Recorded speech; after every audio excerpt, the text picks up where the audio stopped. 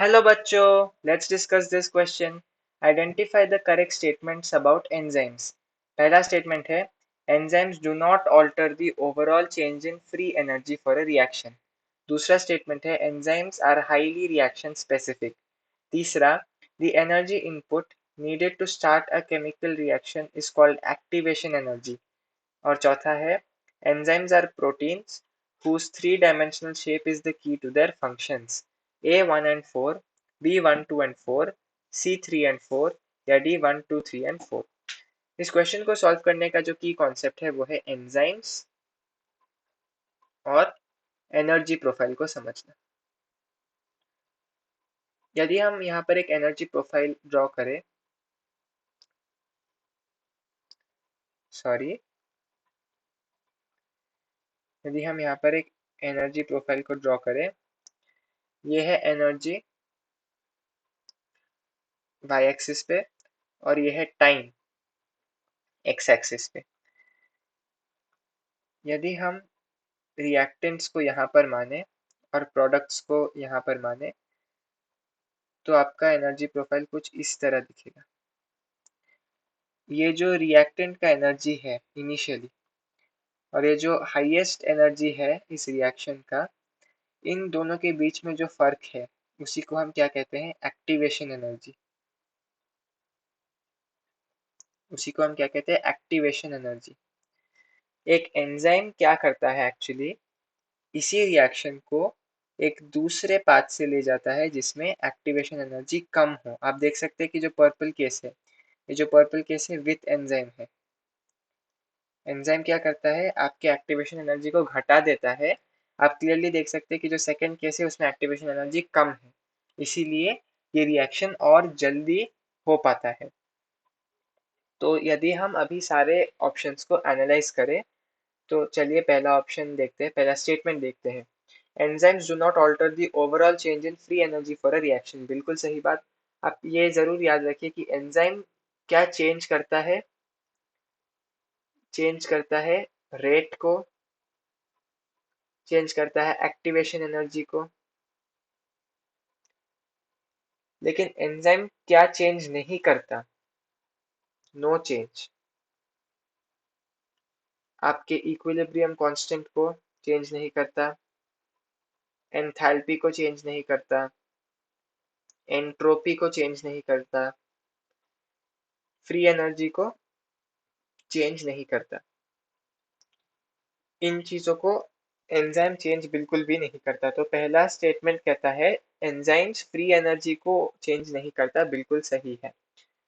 दूसरा स्टेटमेंट है enzymes are highly reaction specific, ये भी बिल्कुल सही है, क्योंकि आप देख सकते हैं कि एक एग्जांपल लेते हैं, ट्रिप्सिन। ट्रिप्सिन आपको पता है कि एक डाइजेस्टिव एंजाइम है। इसी ट्रिप्सिन को यदि मैं कार्बोनिक एनहाइड्रेस से रिप्लेस कर दूं, यहाँ पर मैं कार्बोनिक एनहाइड्रेस दे दूं जो कि एक रेस्पिरेटरी एंजाइम होता है, मतलब रेस्पिरेशन को एड करने वाला एंजाइम होता है। यदि मैं वहां पर ट्रिप्सिन के बजाय कार्बोनिक एनहाइड्रेस को डाल दूं, क्या वो जो डाइजेस्टिव फंक्शन ट्रिप्सिन करता है, जो उसका काम है प्रोटीन डाइजेशन का, प्रोटीन डाइजेशन का काम होता है ट्रिप्सिन का, क्या कार्बोनिक एनहाइड्रेस उसको अटेन कर पाएगा? बिल्कुल भी नहीं। और यदि मैं रेस्पिरेटरी एंजाइम कार्बोनिक एनहाइड्रेस की जगह ट्रिप्सिन डाल दूं उधर, कार्बोनिक एनहाइड्रेस क्या करता है? CO2 को पानी में घुलाता है और H2CO3 बनाते हुए उसका एक बाइकार्बोनेट आयन बनाता है। यदि मैं ट्रिप्सिन को इधर डाल दूं तो क्या ट्रिप्सिन काम कर पाएगा? बिल्कुल नहीं। इसलिए हम कह सकते हैं कि एंजाइम्स हाईली रिएक्शन स्पेसिफिक होते हैं। तीसरा जो स्टेटमेंट है the energy input needed to start a chemical reaction is called activation energy, ये भी बिल्कुल सही है, क्योंकि हमने देखा है कि जो रिएक्टेंट है उसके पास कुछ रेसिडुअल एनर्जी वैसे रहता है। लेकिन यदि रिएक्शन को स्टार्ट होना है तो उसे ऐसे ऐसे ऐसे ऐसे ऐसे ऐसे जाते हुए यहाँ तक पहुंचना है, हाईएस्ट एनर्जी स्टेट। यदि वो हाईएस्ट एनर्जी स्टेट तक पहुंच गया तो फिर नीचे आना उतना मुश्किल नहीं है। तो ये जो डिफरेंस है एनर्जी का रिएक्टेंट और हाईएस्ट एनर्जी स्टेट के बीच में, उसी को हमने क्या कहा था, एक्टिवेशन एनर्जी। और यही एक्टिवेशन एनर्जी होता है वो एनर्जी जिससे रिएक्शन स्टार्ट हो सके।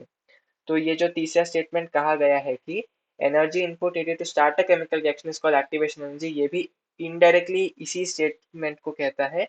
ये बिल्कुल सही है कि रिएक्टेंट को इस ट्रांजिशन स्टेट में जाने के लिए जो एनर्जी चाहिए उसी को हम एक्टिवेशन एनर्जी कहते हैं। और वही वो एनर्जी होता है जिससे कि रिएक्शन स्टार्ट हो सके। तो ये बिल्कुल सही है। और जो चौथा ऑप्शन है, चौथा स्टेटमेंट है, enzymes are proteins whose three dimensional shape is the key to their function, ये भी बिल्कुल सही है। क्योंकि आपने देखा होगा कि लॉक एंड की मॉडल होता है एंजाइम्स का, जिसमें जो सबस्ट्रेट होता है वो सबस्ट्रेट एग्जैक्टली फिट होता है, substrate exactly fits into enzymes active site, enzymes active site। और इसके लिए एंजाइम जो कि प्रोटीन होता है मोस्टली, उसका टर्शियरी स्ट्रक्चर बहुत इंपॉर्टेंट होता है, जिसे कि हम 3D स्ट्रक्चर भी कहते हैं। Tertiary structure of protein is important. तो जो चौथा स्टेटमेंट है, enzymes are protein whose three dimensional shape are key to their function, ये भी बिल्कुल सही है। तो एंजाइम क्या चेंज नहीं करता, इक्विलिब्रियम कांस्टेंट, एंथैल्पी, एंट्रोपी और free energy. Enzymes highly reaction specific होते हैं। आपने यहाँ पर देखा जो एक्टिवेशन एनर्जी होता है वो एक तरह से आप कह सकते हैं कि रिएक्शन को स्टार्ट करने वाला एनर्जी इनपुट होता है। और एंजाइम्स वो प्रोटीन्स होते हैं जिसका जो टर्शरी स्ट्रक्चर है या जो 3D स्ट्रक्चर है वो बहुत इंपॉर्टेंट है, क्योंकि सबस्ट्रेट एग्जैक्टली फिट होता है एंजाइम के एक्टिवेशन साइट पे। यदि आप इसे एक एंजाइम माने, यहाँ पर ड्रॉ कर रहा हूँ मैं ग्रीन कलर से, यदि आप इसे एक एंजाइम माने और इसका ये एक्टिवेशन, सॉरी ये जो एक्टिव साइट है कुछ इस तरह दिखता है, तो आपका जो सबस्ट्रेट है वो बिल्कुल इस एक्टिव साइट में ऐसे फिट हो जाए उस शेप का होता है। इसीलिए हम क्या कहते हैं इसे लॉक एंड की मॉडल, लॉक एंड की मॉडल कहते हैं उसे। तो चौथा स्टेटमेंट भी बिल्कुल सही है। तो हमारे चारों के चारों स्टेटमेंट्स ही सही है। तो चलिए ऑप्शंस देखते हैं। 1 एंड 4 गलत, 1 2 एंड 4 गलत, 3 एंड 4 गलत, 1 2 3 एंड 4 ये सही। So the correct option to this question is option D, 1 2 3 and 4. Hope you've understood it well. All the best.